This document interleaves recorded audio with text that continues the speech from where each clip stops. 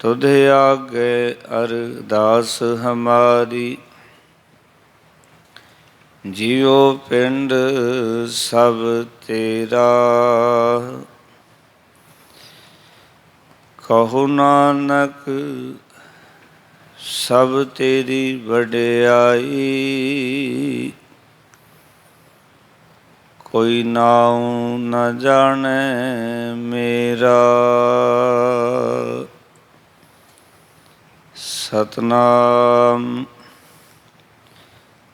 धन वाहिगुरु साहिब जी।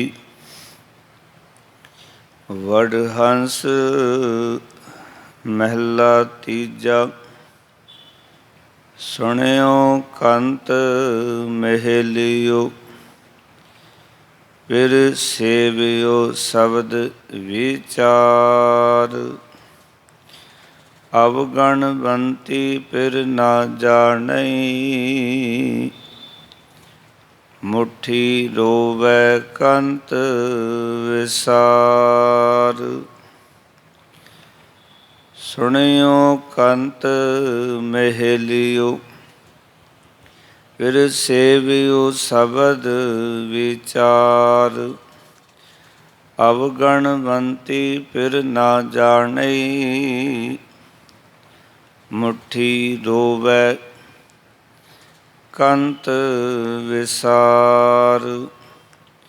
रोवै कंत समाल सदा गुणसार, ना फिर मरै न जाए। गुरमुख जाता शब्द पछाता, साचै प्रेम समाए। जिन अपना फिर नहीं जाता, कर्म विधाता। कूड़ मुट्ठी कूड़ियारे। सुनियो कंत महलियो, फिर सेवियो शब्द विचारे। सब जग आप उपायों, आवण जान संसारा। माया मोह खुआयन, मर जन्मै वारो वारा। मर जन्मै वारो वारा, वधै विकारा। ज्ञान विहूणी मुट्ठी, बिन शब्दै फिर ना पायो। जन्म गवायो, रोवै अवगुण यारी झूठी।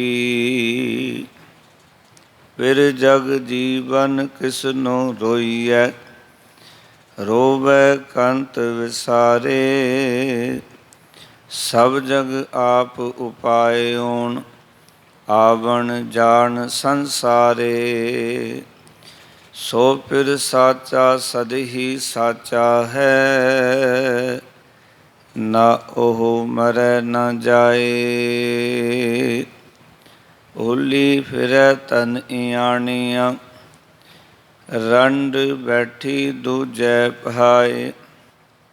रंड बैठी दूजै पहाए, माया मोह दुख पाए। आव घटै तन छीजै, जो किछ आया सब किछ जासी। दुख लागा पाए दूजै, जम काल न सूझै। माया जग लूझै, लव लोभ चित लाए। सो फिर साचा सद ही साचा, ना ओह मरै न जाए। इक रोवै फिरै विछुनियाँ, अंधी ना जाने फिर नाले। गुर प्रसादी साचा फिर मिलै, अंतर सदा संभाले। फिर अंतर संभाले सदा है नाले। मनमुख जाता दूरे, एह तन रुलै रुलाया। ਕਾਮ ਨ ਆਇਆ, ਜਿਨ ਖਸਮ ਨ ਜਾਤਾ ਹਦੂਰੇ। ਨਾਨਕ ਸਾਤਨ ਮਿਲੈ ਮਿਲਾਈ, ਫਿਰ ਅੰਤਰ ਸਦਾ ਸੰਭਾਲੇ। ਇਕ ਰੋਮੈ ਫਿਰੈ ਵਿਛੁੰਨੀਆਂ, ਅੰਧੀ ਨਾ ਜਾਣੈ ਫਿਰ ਹੈ ਨਾਲੇ। ਨਾਨਕ ਸਾਤਨ ਮਿਲੈ ਮਿਲਾਈ, ਫਿਰ ਅੰਤਰ ਸਦਾ ਸੰਭਾਲੇ। ਇਕ ਰੋਮੈ ਫਿਰੈ ਵਿਛੁੰਨੀਆਂ, ਅੰਧੀ ਨਾ ਜਾਣੈ ਫਿਰ ਹੈ ਨਾਲੇ। ਵਾਹਿਗੁਰੂ ਜੀ ਕਾ ਖਾਲਸਾ, ਵਾਹਿਗੁਰੂ ਜੀ ਕੀ ਫਤਿਹ। ਜੁਗੋ ਜੁਗ ਅਟਲ ਸ਼ਬਦ ਗੁਰੂ ਬਾਣੀ ਕੇ ਬੋਹਿਤ। ਧੰਨ ਧੰਨ ਸਾਹਿਬ ਸ੍ਰੀ ਗੁਰੂ ਗ੍ਰੰਥ ਸਾਹਿਬ ਮਹਾਰਾਜ ਜੀ ਦੇ ਪਾਵਨ ਪਵਿੱਤਰ ਚਰਨਾਂ ਦੇ ਵਿੱਚ ਸੁਭਾਈਮਾਨ ਹੋਏ ਬੈਠੇ ਸਤਸੰਗੀ ਜਨੋ, ਸਤਿਗੁਰਾਂ ਨੇ ਕਿਰਪਾ ਕੀਤੀ ਹੈ। ਅੰਮ੍ਰਿਤ ਵੇਲੇ ਗੁਰੂ ਦਰਬਾਰ ਵਿੱਚ ਜੁੜ ਬੈਠਣ ਦਾ ਸੁਭਾਗ ਸਮਾਂ ਪ੍ਰਾਪਤ ਹੋਇਆ ਹੈ। ਅੱਜ ਦਾ ਪਾਵਨ ਮੁੱਖ ਵਾਕ ਵਡਹੰਸ ਰਾਗ ਦੇ ਵਿੱਚ ਦਰਜ ਹੈ। ਧੰਨ ਧੰਨ ਗੁਰੂ ਅਮਰਦਾਸ ਮਹਾਰਾਜ ਤੀਜੇ ਪਾਤਸ਼ਾਹ ਜੀ ਦਾ ਉਚਾਰਨ ਕੀਤਾ ਹੋਇਆ ਪਾਵਨ ਅੰਕ 583 ਅਤੇ 84 ਦੇ ਉੱਤੇ ਇਹ ਦਰਗਾਹੀ ਬੋਲ ਦਰਜ ਹਨ। ਇਹ ਪਾਵਨ ਮੁੱਖ ਵਾਕ ਛੰਤ ਬਾਣੀ ਦੇ ਅਧੀਨ ਹੈ। ਇਸ ਛੰਤ ਦੇ 4 ਪਦੇ ਹਨ, ਜਿਸ ਰਾਹੀਂ ਸਤਿਗੁਰੂ ਸਾਨੂੰ ਸਾਰਿਆਂ ਨੂੰ ਪਾਵਨ ਉਪਦੇਸ਼ ਬਖਸ਼ਿਸ਼ ਕਰ ਰਹੇ ਹਨ। ਆਖ ਰਹੇ ਹਨ, ਵਡਹੰਸ ਮਹਿਲਾ ਤੀਜਾ, ਸੁਣਿਓ ਕੰਤ ਮਹਿਲਿਓ, ਫਿਰ ਸੇਵਿਓ ਸ਼ਬਦ ਵਿਚਾਰ। ਮਹਿਲਿਓ ਦਾ ਅਰਥ ਹੁੰਦਾ ਮਹਿਲਾ। ਇਹਨੂੰ ਅਰਥ ਕਰਾਂਗੇ, ਹੇ ਪ੍ਰਭੂ ਦੀ ਜੀਵ ਇਸਤਰੀਓ, ਸੁਣਿਓ ਮੇਰੀ ਗੱਲ ਨੂੰ ਚੰਗੀ ਤਰ੍ਹਾਂ ਮਹਾਰਾਜ ਕਹਿ ਰਹੇ ਨੇ, ਸੁਣੋ। ਕੰਤ ਦਾ ਅਰਥ ਹੈ ਪਤੀ ਪਰਮਾਤਮਾ। ਆਓ ਕਿ ਹੇ ਕੰਤ ਦੀਆਂ ਜੀਵ ਇਸਤਰੀਓ ਸੁਣੋ। ਮਹਾਰਾਜ ਕਹਿੰਦੇ ਨੇ, ਫਿਰ ਸੇਵਿਓ ਸ਼ਬਦ ਵਿਚਾਰ। ਸ਼ਬਦ ਦੇ, ਗੁਰੂ ਦੇ ਸ਼ਬਦ ਰਾਹੀਂ ਪ੍ਰਭੂ ਦੇ ਜਿਹੜੇ ਗੁਣ ਨੇ, ਪਰਮਾਤਮਾ ਦੀ ਜਿਹੜੀ ਸਿਫਤ ਹੈ, ਉਸ ਸਿਫਤ ਨੂੰ, ਉਹਨਾਂ ਗੁਣਾਂ ਦੀ ਵਿਚਾਰ ਕਰਕੇ ਫਿਰ ਸੇਵਿਓ, ਪਰਮਾਤਮਾ ਨੂੰ ਸਿਮਰਿਓ, ਪਰਮਾਤਮਾ ਦੀ ਸਿਫਤ ਸਲਾਹ ਕਰਿਓ। ਕਿਉਂਕਿ ਪਰਮਾਤਮਾ ਦੀ ਸਿਫਤ ਸਲਾਹ ਜਿਹੜੀ ਹੈ ਉਹ ਪ੍ਰਭੂ ਦੇ ਗੁਣਾਂ ਨਾਲ ਹੀ ਹੋ ਸਕਦੀ ਹੈ। ਅਤੇ ਪ੍ਰਭੂ ਦੇ ਜਿਹੜੇ ਗੁਣ ਨੇ ਉਹ ਗੁਰੂ ਕੀ ਸ਼ਬਦ ਰਾਹੀਂ, ਗੁਰੂ ਨੇ ਜੋ ਸ਼ਬਦ ਬਖਸ਼ਿਆ, ਜੋ ਉਪਦੇਸ਼ ਬਖਸ਼ਿਆ, ਉਸ ਰਾਹੀਂ ਹੀ ਪਰਮਾਤਮਾ ਦੇ ਜਿਹੜੇ ਗੁਣ ਨੇ ਉਹਨਾਂ ਨੂੰ ਯਾਦ ਕੀਤਾ ਜਾ ਸਕਦਾ ਹੈ। ਇਸ ਕਰਕੇ ਮਹਾਰਾਜ ਕਹਿੰਦੇ ਪਰਮਾਤਮਾ ਨੂੰ ਸੇਵਿਓ, ਪਰਮਾਤਮਾ ਨੂੰ ਚੇਤੇ ਕਰਿਓ। ਫਿਰ ਕਹਿ ਰਹੇ ਨੇ, ਅਵਗੁਣਵੰਤੀ ਫਿਰ ਨਾ ਜਾਣੀ।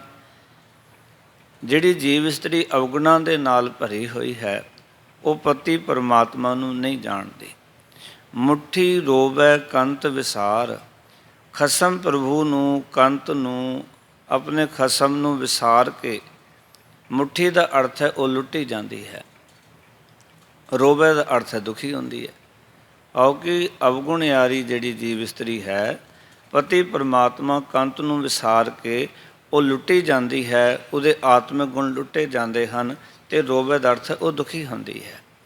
ਰੋਵੈ ਕੰਤ ਸੰਭਾਲ ਸਦਾ ਗੁਣਸਾਰ। ਮਹਾਰਾਜ ਕਹਿੰਦੇ ਨੇ, ਕੰਤ ਨੂੰ ਸੰਭਾਲ, ਹਮੇਸ਼ਾ ਪਰਮਾਤਮਾ ਦੇ ਗੁਣਾਂ ਦੀ ਸੰਭਾਲ ਕਰ, ਅਤੇ ਕੰਤ ਦੀ ਵੀ ਸੰਭਾਲ ਕਰ। ਰੋਵੈ ਦਾ ਅਰਥ ਇੱਥੇ ਕਰਾਂਗੇ ਅਰਜੋਈ ਕਰ। ਆਓ ਕਿ ਪਰਮਾਤਮਾ ਦੇ ਘਰ ਦੇ ਵਿੱਚ, ਪਰਮਾਤਮਾ ਦੇ ਚਰਨਾਂ ਵਿੱਚ, ਗੁਰੂ ਚਰਨਾਂ ਵਿੱਚ ਇਹ ਅਰਜ਼ੋਈ ਕਰ ਕਿ ਸਦਾ ਗੁਣ ਸਾਰ, ਕਿ ਮੈਂ ਹਮੇਸ਼ਾ ਗੁਣਾਂ ਨੂੰ ਸੰਭਾਲਾਂ, ਮੈਂ ਹਮੇਸ਼ਾ ਗੁਣਾਂ ਨੂੰ ਸੰਭਾਲਾਂ, ਕੰਤ ਨੂੰ ਸੰਭਾਲਾਂ। ਇਹ ਅਰਜ਼ੋਈ ਕਰ ਕਿਸ ਦੇ ਅੱਗੇ ਕਰ, ਨਾ ਫਿਰ ਮਰੈ ਨਾ ਜਾਏ। ਉਸ ਦੇ ਅੱਗੇ ਜਿਹੜਾ ਪਤੀ ਪਰਮਾਤਮਾ ਨਾ ਮਰਦਾ ਹੈ ਨਾ ਹੀ ਛੱਡ ਕੇ ਜਾਂਦਾ ਹੈ। ਉਸ ਦੇ ਅੱਗੇ ਤੂੰ ਅਰਜ਼ੋਈ ਕਰ, ਉਸ ਦੇ ਅੱਗੇ ਬੇਨਤੀ ਕਰ, ਉਸ ਦੇ ਅੱਗੇ ਧਰਲਾ ਲੈ।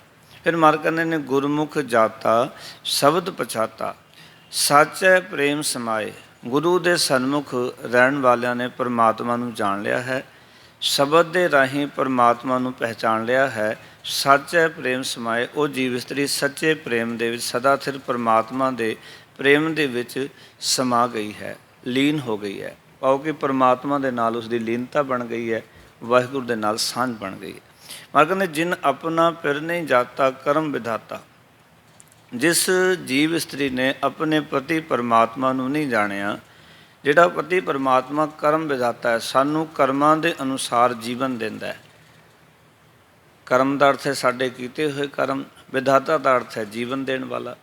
ਕਿਉਂਕਿ ਜਿਹੜਾ ਸਾਡੇ ਕਰਮਾਂ ਦੇ ਅਨੁਸਾਰ ਸਾਨੂੰ ਜੀਵਨ ਦਿੰਦਾ ਹੈ, ਉਸ ਪਤੀ ਪਰਮਾਤਮਾ ਨੂੰ ਨਹੀਂ ਜਾਣਿਆ ਅਤੇ ਉਸ ਜੀਵ ਇਸਤਰੀ ਦੀ ਹਾਲਤ ਕੀ ਹੈ? ਕੂੜ ਮੁੱਠੀ ਕੂੜਿਆਰੇ। ਕੂੜਿਆਰੇ ਦਾ ਅਰਥ ਹੈ ਝੂਠੀ ਜੀਵ ਇਸਤਰੀ। ਉਹ ਕੂੜ ਦੇ ਅੰਦਰ, ਝੂਠ ਦੇ ਵਿੱਚ, ਮੁੱਠੀ ਦਾ ਅਰਥ ਹੈ ਲੁੱਟੀ ਜਾਂਦੀ ਹੈ।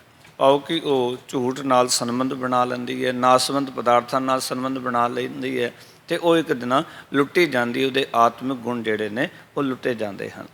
ਫਿਰ ਸਤਿਗੁਰ ਆਖਦੇ ਨੇ ਸੁਣਿਓ ਕੰਤ ਮਹਿਲਿਓ, ਫਿਰ ਸੇਵਿਓ ਸ਼ਬਦ ਵਿਚਾਰੇ। ਕਹਿੰਦੇ ਨੇ ਹੇ ਜੀਵ ਇਸਤਰੀਓ ਸੁਣੋ, ਹੇ ਕੰਤ ਪਰਮਾਤਮਾ ਦੀਆਂ ਜੀਵ ਇਸਤਰੀਓ ਸੁਣੋ। ਕੀ ਸੁਣੋ? ਫਿਰ ਸੇਵਿਓ ਸ਼ਬਦ ਵਿਚਾਰੇ। ਸ਼ਬਦ ਦੇ ਵਿਚਾਰ ਰਾਹੀਂ ਆਪਣੇ ਕੰਤ ਨੂੰ ਸਿਮਰਿਓ, ਕੰਤ ਨੂੰ ਚੇਤੇ ਕਰਿਓ। ਅਗਲੇ ਵਚਨ ਦੂਜੇ ਪਦੇ ਦੇ ਅੰਦਰ ਸਭ ਜਗ ਆਪ ਉਪਾਇਓਣ, ਸਾਰਾ ਜਗਤ ਪਰਮਾਤਮਾ ਨੇ ਆਪ ਪੈਦਾ ਕੀਤਾ ਹੈ। ਆਵਨ ਜਾਣ ਸੰਸਾਰਾ, ਇਹ ਜਗਤ ਜਿਹੜਾ ਹੈ ਆਉਣਾ ਅਤੇ ਜਾਣਾ ਇੱਕ ਖੇਡ ਬਣਾਈ ਹੈ ਪਰਮਾਤਮਾ ਨੇ, ਜਿਸ ਨੂੰ ਕਿ ਸੁਖਮਨੀ ਸਾਹਿਬ ਦੇ ਵਿੱਚ ਕਿਹਾ ਆਵਨ ਜਾਣ ਨੇ ਖੇਲ ਬਣਾਇਆ, ਆਗਿਆਕਾਰੀ ਕੀਨੀ ਮਾਇਆ। ਇਹ ਪਰਮਾਤਮਾ ਦੀ ਇੱਕ ਖੇਡ ਹੈ, ਜਿਹੜਾ ਜਗਤ ਪਰਮਾਤਮਾ ਨੇ ਪੈਦਾ ਕੀਤਾ ਹੈ। ਪਾਓ ਕਿ ਆਉਣਾ ਅਤੇ ਜਾਣਾ ਇਹ ਜਗਤ ਦੀ ਇੱਕ ਖੇਡ ਹੈ। ਸਤਿਗੁਰ ਕਹਿੰਦੇ ਨੇ ਮਾਇਆ ਮੋਹ ਖੁਆਇਨ, ਮਰ ਜੰਮੈ ਵਾਰੋ ਵਾਰਾ। ਜਿਹੜੀ ਜੀਵ ਇਸਤਰੀ ਮਾਇਆ ਦੇ ਮੋਹ ਵਿੱਚ ਫਸ ਜਾਂਦੀ ਹੈ, ਮਾਇਆ ਦਾ ਮੋਹ ਉਸ ਨੂੰ ਖੁਆਰ ਕਰ ਦਿੰਦਾ ਹੈ। ਮਰ ਜੰਮੈ ਵਾਰੋ ਵਾਰਾ, ਉਹ ਜੀਵ ਇਸਤਰੀ ਬਾਰ ਬਾਰ ਮਰਦੀ ਹੈ, ਜੰਮਦੀ ਹੈ। ਇਸ ਤਰ੍ਹਾਂ ਉਹਦਾ ਸਿਲਸਿਲਾ ਜਿਹੜਾ ਉਹ ਚੱਲਦਾ ਰਹਿੰਦਾ ਹੈ। ਫਿਰ ਮਾਰ ਕਹਿੰਦੇ ਮਰ ਜੰਮੈ ਵਾਰੋ ਵਾਰਾ ਵਧੈ ਵਿਕਾਰਾ। ਵਾਰ ਵਾਰ ਜੰਮਦੀ ਹੈ, ਮਰਦੀ ਹੈ, ਉਹਦੇ ਜਿਹੜੇ ਵਿਕਾਰ ਨੇ ਉਹ ਵੱਧਦੇ ਹੀ ਜਾਂਦੇ ਹਨ। ਕਿਉਂਕਿ ਇੱਕ ਵਾਰੀ ਜਿਵੇਂ ਕੋਈ ਰਸਤਾ ਭਟਕ ਜਾਏ, ਫਿਰ ਉਹਦੀ ਦੂਰੀ ਵੱਧਦੀ ਚਲੀ ਜਾਂਦੀ ਹੈ। ਇਸ ਤਰ੍ਹਾਂ ਜੀਵ ਇਸਤਰੀ ਦੀ ਹਾਲਤ ਹੈ। ਸਤਿਗੁਰੂ ਕਹਿੰਦੇ ਨੇ ਇਸ ਦਾ ਜਿਹੜਾ ਮਾਰਗ ਹੈ ਉਹ ਦੂਰ ਹੁੰਦਾ ਚਲਾ ਜਾਂਦਾ ਹੈ। ਵਿਕਾਰ, ਬੁਰਾਈਆਂ, ਔਗੁਣ ਇਹ ਸਾਰੇ ਵੱਧਦੇ ਚਲੇ ਜਾਂਦੇ ਹਨ। ਗਿਆਨ ਵਿਹੂਨੀ ਮੁੱਠੀ, ਅਤੇ ਗਿਆਨ ਤੋਂ ਸਗਣੀ ਜੀਵ ਇਸਤਰੀ ਜਿਹੜੀ ਹੈ ਉਹ ਲੁੱਟੀ ਜਾਂਦੀ ਹੈ। ਜਿਹਨੂੰ ਗਿਆਨ ਹੀ ਨਹੀਂ ਉਹ ਤਾਂ ਲੁੱਟੀ ਜਾਏਗੀ। ਅਗਲੇ ਵਚਨ ਕੀਤੇ ਮਾਰਨੇ ਬਿਨ ਸ਼ਬਦੈ ਪਿਰ ਨਾ ਪਾਇਓ, ਜਨਮ ਗਵਾਇਓ। ਸ਼ਬਦ ਤੋਂ ਬਿਨਾਂ ਪਤੀ ਪਰਮਾਤਮਾ ਪ੍ਰਾਪਤ ਨਹੀਂ ਹੁੰਦਾ। ਪਾਓ ਕਿ ਗੁਰੂ ਦੇ ਸ਼ਬਦ ਤੋਂ ਬਿਨਾਂ ਪਤੀ ਪਰਮਾਤਮਾ ਦੀ ਪ੍ਰਾਪਤੀ ਨਹੀਂ ਹੁੰਦੀ। ਜਨਮ ਗਵਾਇਓ, ਜੀਵ ਇਸਤਰੀ ਆਪਣਾ ਮਨੁੱਖਾ ਜਨਮ ਗਵਾ ਲੈਂਦੀ ਹੈ। ਰੋਵੈ ਅਵਗੁਣ ਯਾਰੀ ਝੂਠੀ। ਜਿਹੜੀ ਅਵਗੁਣ ਯਾਰ ਜੀਵ ਇਸਤਰੀ ਹੈ, ਜਿਹੜੀ ਝੂਠ ਨਾਲ ਜੁੜੀ ਹੈ, ਨਾਸਵੰਤ ਪਦਾਰਥਾਂ ਨਾਲ ਜੁੜੀ ਹੋਈ, ਰੋਵੈ ਦਾ ਅਰਥ ਦੁਖੀ ਹੁੰਦੀ ਹੈ। ਫਿਰ ਜਗ ਜੀਵਨ ਕਿਸਨੋਂ ਰੋਈਐ, ਪਤੀ ਹੀ ਪਰਮਾਤਮਾ ਜਗਤ ਨੂੰ ਜੀਵਨ ਦੇਣ ਵਾਲਾ, ਕਿਸਨੋਂ ਰੋਈਐ। ਸੰਸਾਰ ਦੇ ਅੰਦਰ ਕਿਸ ਦੇ ਅੱਗੇ ਰੋਏਗਾ, ਕਿਸ ਦੇ ਅੱਗੇ ਆਪਣੀ ਪੁਕਾਰ ਕਰੇਗਾ? ਕਿਉਂਕਿ ਰੋਵੈ ਕੰਤ ਵਿਸਾਰੇ। ਜਿਹੜੀ ਜੀਵ ਇਸਤਰੀ ਕੰਤ ਨੂੰ ਵਿਸਾਰ ਦਿੰਦੀ ਹੈ, ਰੋਵੈ ਦਾ ਅਰਥ ਦੁਖੀ ਹੁੰਦੀ ਹੈ। ਇਹਨੂੰ ਇਸ ਤਰ੍ਹਾਂ ਅਰਥ ਕਰਾਂਗੇ, ਰੋਵੈ ਕੰਤ ਵਿਸਾਰੇ। ਕੰਤ ਪਰਮਾਤਮਾ ਪਤੀ ਨੂੰ ਵਿਸਾਰ ਕੇ ਰੋਵੈ, ਦੁਖੀ ਹੁੰਦੀ ਹੈ। ਫਿਰ ਕਹਿ ਰਹੇ ਨੇ ਸਤਿਗੁਰ ਅਗਲੇ ਬਚਨਾਂ ਰਾਹੀਂ ਸਭ ਜਗ ਆਪ ਉਪਾਇਓਣ, ਆਵਨ ਜਾਣ ਸੰਸਾਰੇ। ਸਾਰਾ ਜਗਤ ਆਪ ਪੈਦਾ ਕੀਤਾ ਹੈ ਪਰਮਾਤਮਾ ਨੇ, ਅਤੇ ਆਵਨ ਜਾਣ ਦੀ ਇਹ ਰਚਨਾ ਰਚੀ ਹੈ ਮਾਲਕ ਨੇ। ਸੋ ਫਿਰ ਸੱਚਾ ਸਦ ਹੀ ਸਾਚਾ ਹੈ। ਉਹ ਪਰਮਾਤਮਾ ਜਿਹੜਾ ਉਹ ਸਦਾ ਥਿਰ ਹੈ, ਸਦਾ ਮੌਜੂਦ ਰਹਿਣ ਵਾਲਾ ਹੈ। ਫਿਰ ਕਹਿ ਰਹੇ ਨੇ ਸਦ ਹੀ ਸਾਚਾ, ਹਮੇਸ਼ਾ ਹੀ ਸੱਚਾ ਹੈ। ਆਓ ਕਿ ਉਹ ਨਾ ਕਦੀ ਨਾਸ ਹੁੰਦਾ ਨਾ ਕਦੀ ਉਹ ਵਿੰਸਦਾ ਹੈ। ਉਹ ਪਤੀ ਪਰਮਾਤਮਾ ਸਦਾ ਹੀ ਸੱਚਾ ਹੈ। ਫਿਰ ਕਹਿੰਦੇ ਨਾ ਉਹ ਮਰੈ ਨਾ ਜਾਏ, ਨਾ ਉਹ ਮਰਦਾ ਹੈ, ਨਾ ਹੀ ਉਹ ਛੱਡ ਕੇ ਜਾਂਦਾ ਹੈ। ਭੁੱਲੀ ਫਿਰੈ ਤਨ ਇਆਣੀਆਂ, ਤਨ ਕਹਿੰਦੇ ਨੇ ਜੀਵ ਇਸਤਰੀ ਨੂੰ। ਜਿਹੜੀ ਜੀਵ ਇਸਤਰੀ ਇਆਣੀ ਦਾ ਅਰਥ ਹੈ ਅਣਜਾਣ। ਅਣਜਾਣ ਜਿਹੜੀ ਜੀਵ ਇਸਤਰੀ ਹੈ ਉਹ ਭੁੱਲੀ ਫਿਰਦੀ ਹੈ। ਰੰਡ ਬੈਠੀ ਦੂਜੈ ਪਾਏ, ਜਦੋਂ ਪਤੀ ਪਰਮਾਤਮਾ ਤੋਂ ਛੱਡ ਦੂਜੇ ਨਾਲ ਉਸ ਦੀ ਦਿੱਤੀਆਂ ਦਾਤਾਂ ਨਾਲ, ਪਦਾਰਥਾਂ ਨਾਲ ਪਿਆਰ ਪਾ ਲੈਂਦੀ ਹੈ। ਰੰਡ ਬੈਠੀ, ਰੰਡ ਆਖਾਂਗੇ ਇੱਥੇ ਪਰਮਾਤਮਾ ਤੋਂ ਵਿਛੜੀ ਹੋਈ, ਕਿਉਂਕਿ ਉਹ ਪਰਮਾਤਮਾ ਤੋਂ ਵਿਛੜੀ ਰਹਿੰਦੀ ਹੈ। ਉਹ ਪਰਮਾਤਮਾ ਨਾਲ ਮਿਲਦੀ ਨਹੀਂ ਹੈ, ਦੂਜੇ ਦੇ ਪਿੱਛੇ ਲੱਗਦੀ ਹੈ। ਜਿਹੜੀ ਮੈਂ ਕਹਿੰਦੇ ਰੰਡ ਬੈਠੀ ਦੂਜੇ ਪਾਏ, ਮਾਇਆ ਮੋਹ ਦੁਖ ਪਾਏ। ਜਿਹੜੀ ਪਰਮਾਤਮਾ ਤੋਂ ਵਿਛੜੀ ਹੋਈ ਹੈ, ਦੂਜੇ ਨਾਲ ਪਿਆਰ ਹੈ, ਉਹ ਸੰਸਾਰ ਦੇ ਵਿੱਚ ਇਸ ਤਰ੍ਹਾਂ ਰਹਿੰਦੀ ਹੈ। ਅਤੇ ਮਰ ਕਹਿੰਦੇ ਮਾਇਆ ਮੋਹ ਦੁਖ ਪਾਏ, ਮਾਇਆ ਦੇ ਮੋਹ ਵਿੱਚ ਉਹ ਦੁੱਖ ਪ੍ਰਾਪਤ ਕਰਦੀ ਹੈ। ਆਪ ਘਟੈ ਤਨ ਚੀਜੈ, ਉਹਦੀ ਉਮਰ ਘਟਦੀ ਹੈ, ਤਨ ਕਮਜ਼ੋਰ ਹੁੰਦਾ ਚਲਾ ਜਾਂਦਾ ਹੈ ਮਾਇਆ ਵਿੱਚ ਗਲਤਾਨ ਕਰਕੇ। ਤਾਂ ਹੀ ਗੁਰਬਾਣੀ ਨੇ ਕਿਹਾ ਕਿ ਕਾਮ ਕ੍ਰੋਧ ਕਾਇਆ ਕੋ ਗੱਲ ਹੈ, ਜੋ ਕੰਚਨ ਸੁਹਾਗਾ ਟਲ ਹੈ। ਭਾਈ ਇਹਨਾਂ ਵਿਕਾਰਾਂ ਵਾਲੇ ਪਾਸੇ ਹਟ ਕੇ ਪਰਮਾਤਮਾ ਦੇ ਨਾਲ ਜੁੜ। ਅਤੇ ਅਗਲੇ ਵਚਨ ਕੀਤੇ ਜੋ ਕਿਛ ਆਇਆ ਸਭ ਕਿਛ ਜਾਸੀ, ਜੋ ਸੰਸਾਰ 'ਚ ਆਇਆ ਉਸਨੇ ਚਲੇ ਜਾਣਾ, ਨਾਸ ਹੋ ਜਾਣਾ। ਦੁੱਖ ਲਾਗਾ ਭਾਏ ਦੂਜੈ, ਦੁੱਖ ਉਦੋਂ ਲੱਗਦਾ ਜਦੋਂ ਦੂਜੇ ਨਾਲ ਪਿਆਰ ਪੈ ਜਾਂਦਾ ਹੈ। ਜਮ ਕਾਲ ਨ ਸੂਝੈ ਮਾਇਆ ਜਗ ਲੂਝੈ, ਉਹ ਜੀਵ ਇਸਤਰੀ ਜਗਤ ਦੇ ਨਾਲ ਮਾਇਆ ਦੇ ਮੋਹ ਦੇ ਵਿੱਚ ਖਚਿਤ ਰਹਿੰਦੀ ਹੈ। ਲੁਝੈ ਦਾ ਅਰਥ ਹੈ ਲੁਝਦੀ ਰਹਿੰਦੀ ਹੈ। ਅਤੇ ਜਮ ਕਾਲ ਨਾ ਸੂਝੈ, ਉਹਨੂੰ ਆਪਣੀ ਮੌਤ ਦਿਖਾਈ ਨਹੀਂ ਦਿੰਦੀ। ਲਵ ਲੋਭ ਚਿਤ ਲਾਏ, ਲਵ ਲਾਲਚ ਅਤੇ ਲੋਭ ਦੇ ਵਿੱਚ ਆਪਣੇ ਚਿੱਤ ਨੂੰ ਜੋੜਦੀ ਹੈ। ਸੋ ਫਿਰ ਸਾਚਾ ਸਦ ਹੀ ਸਾਚਾ, ਉਹ ਪਰਮਾਤਮਾ ਸਦਾ ਸੱਚਾ ਹੈ, ਮੌਜੂਦ ਰਹਿਣ ਵਾਲਾ ਹੈ, ਹਮੇਸ਼ਾ ਹੀ ਸੱਚਾ ਹੈ, ਸਦਾ ਥਿਰ ਹੈ। ਨਾ ਉਹ ਮਰੈ ਨਾ ਜਾਏ, ਨਾ ਉਹ ਮਰਦਾ ਹੈ, ਨਾ ਹੀ ਛੱਡ ਕੇ ਜਾਂਦਾ ਹੈ।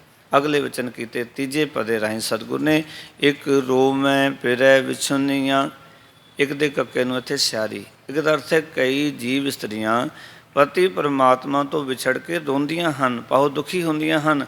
ਅੰਧੀ ਨਾ ਜਾਣੈ ਪਰ ਨਾਲੇ, ਮਾਇਆ ਵਿੱਚ ਅੰਨੀ ਹੋਈ ਜੀਵ ਇਸਤਰੀ ਨਹੀਂ ਜਾਣਦੀ ਕਿ ਪਤੀ ਪਰਮਾਤਮਾ ਤਾਂ ਮੇਰੇ ਨਾਲ ਹੀ ਰਹਿੰਦਾ ਹੈ, ਵਾਹਿਗੁਰੂ ਤਾਂ ਮੇਰੀ ਸੇਜਾ 'ਤੇ ਹੀ ਰਹਿੰਦਾ ਹੈ।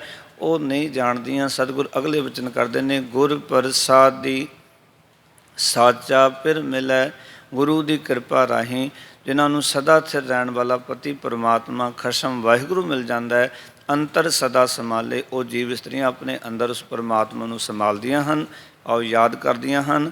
ਫਿਰ ਅੰਤਰ ਸੰਭਾਲੇ ਸਦਾ ਹੈ ਨਾਲੇ, ਮੈਂ ਕਹਿੰਦੇ ਪਤੀ ਪਰਮਾਤਮਾ ਨੂੰ ਅੰਦਰ ਸੰਭਾਲਦੀਆਂ ਹਨ, ਉਹ ਸਦਾ ਹੀ ਨਾਲ ਸਮਝਦੀਆਂ ਹਨ। ਪਰ ਦੂਜੇ ਪਾਸੇ ਮਨਮੁਖ ਜਾਤਾ ਦੂਰੇ, ਮਨ ਦੇ ਪਿੱਛੇ ਤੁਰਨ ਵਾਲੀਆਂ ਜਿਹੜੀਆਂ ਜੀਵ ਇਸਤਰੀਆਂ ਨੇ, ਪਤੀ ਪਰਮਾਤਮਾ ਭਾਵੇਂ ਨਾਲ ਰਹਿੰਦਾ ਪਰ ਉਹ ਉਹਨਾਂ ਨੂੰ ਉਸ ਪਰਮਾਤਮਾ ਨੂੰ ਦੂਰ ਸਮਝਦੀਆਂ ਹਨ। ਮਨਮੁਖ ਨੇ, ਮਨ ਦੇ ਪਿੱਛੇ ਤੁਰਨ ਵਾਲੀ ਜੀਵ ਇਸਤਰੀ ਨੇ ਪਰਮਾਤਮਾ ਨੂੰ ਦੂਰ ਹੀ ਸਮਝਿਆ ਹੈ। ਫਿਰ ਮਰ ਕਹਿੰਦੇ ਇਹ ਤਨ ਰੁਲੈ ਰੁਲਾਇਆ ਕਾਮ ਨਾ ਆਇਆ, ਇਨ ਖਸਮ ਨਾ ਜਾਤਾ ਹਦੂਰੇ। ਜਿਸ ਜੀਵ ਇਸਤਰੀ ਨੇ ਖਸਮ ਨੂੰ, ਅਕਾਲ ਪੁਰਖ ਵਾਹਿਗੁਰੂ ਨੂੰ, ਆਪਣੇ ਪਤੀ ਨੂੰ ਆਪਣੇ ਨਾਲ ਨਹੀਂ ਸਮਝਿਆ, ਹਾਜ਼ਰ ਨਾਜ਼ਰ ਨਹੀਂ ਸਮਝਿਆ, ਉਸ ਦਾ ਇਹ ਤਨ ਇੱਥੇ ਰੁਲਦਾ ਹੈ, ਪਾਓ ਕਿ ਦੁਖੀ ਹੁੰਦਾ ਹੈ। ਕਾਮ ਨਾ ਆਇਆ, ਇਹ ਕਿਸੇ ਕੰਮ ਨਹੀਂ ਆਉਂਦਾ। ਖਿਆਲ ਕਰਨਾ ਇਸ ਦੇ 'ਤੇ ਜਿਤਨਾ ਕੰਮ ਲੈ ਲਈਏ, ਪਾਓ ਇਸ ਸਰੀਰ ਦੇ ਨਾਲ ਜਿਤਨੀ ਬੰਦਗੀ ਕਰ ਲਈਏ, ਸ਼ੁਭ ਕੰਮ ਕਰ ਲਈਏ, ਉਹੀ ਸਾਡਾ ਹੈ। ਬਾਕੀ ਇਸ ਕਿਸੇ ਕੰਮ ਨਹੀਂ ਆਉਣਾ ਬਾਤ ਦੇ ਅੰਦਰ।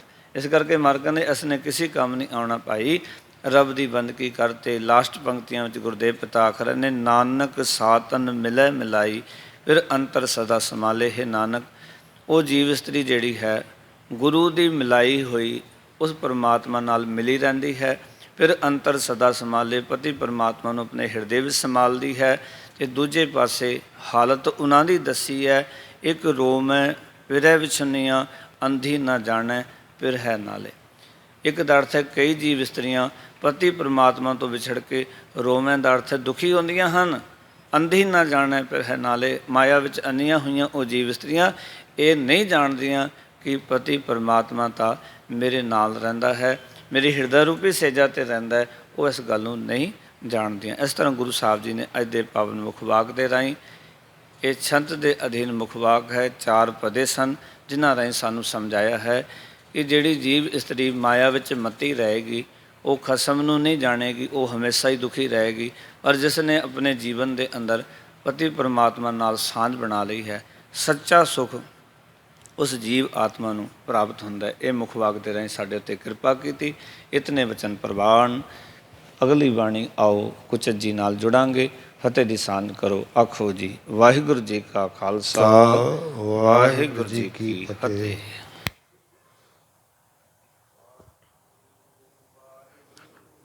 ਵਾਹਿਗੁਰੂ ਵਾਹਿਗੁਰੂ ਵਾਹਿਗੁਰੂ ਵਾਹਿਗੁਰੂ।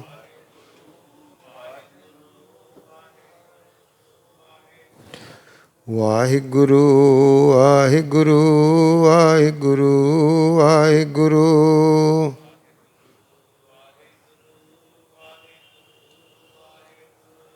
ਵਾਹਿਗੁਰੂ ਵਾਹਿਗੁਰੂ ਵਾਹਿਗੁਰੂ ਵਾਹਿਗੁਰੂ।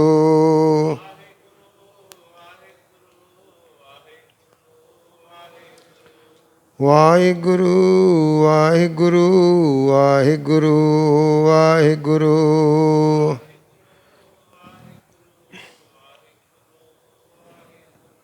ਵਾਹਿਗੁਰੂ